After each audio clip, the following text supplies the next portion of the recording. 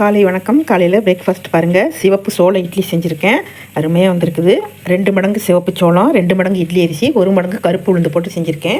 தொட்டுக்கிறதுக்கு பச்சை மிளகா வச்சு அரைச்ச தேங்காய் சட்னி, கொஞ்சம் திருச்சி கார சட்னி வச்சுருக்கேன். இந்த மாதிரி வெரைட்டியாக செய்கிறதுக்கெல்லாம் நம்ம திருச்சி கார சட்னி வச்சுக்கிட்டோம்னா ரொம்ப டேஸ்ட்டாக இருக்கும்.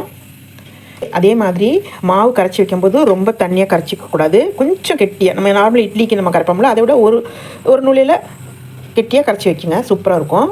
நல்லா இந்த மாதிரி புசு புசுன்னு வரும், அருமையாக இருக்குது. இது கொஞ்சம் பழைய சாதம், தயிர் போட்டு வெங்காயம் போட்டு வச்சுருக்கேன். இன்றைக்கி மதியம் லஞ்சுக்கு பாருங்கள், சுட சுட சோறு, சுரக்காவும் கருப்பு பீன்ஸும் போட்டு குழம்பு ரொம்ப சூப்பராக இருக்குங்க. மதியத்துக்கு நம்ம சாதத்தில் போட்டு சாப்பிட்டுக்கலாம். நைட்டுக்கு சப்பாத்திக்கு அற்புதமாக இருக்கும். நான் ரிலேட்டட் வீடியோ எப்படின்னு பண்ணி வைக்கிறேன், ட்ரை பண்ணி பாருங்கள். தக்காளி எலுமிச்சம்பழம் ரசம், கொத்தவரங்காய் பொரியல், 2 பச்சடி, தயிர் ஊற ஊற்றி வச்சுருக்கேன். சாப்பிடும்போது கலந்துக்கிறதுக்கு மோர் கடைஞ்சி வச்சுருக்கேன்.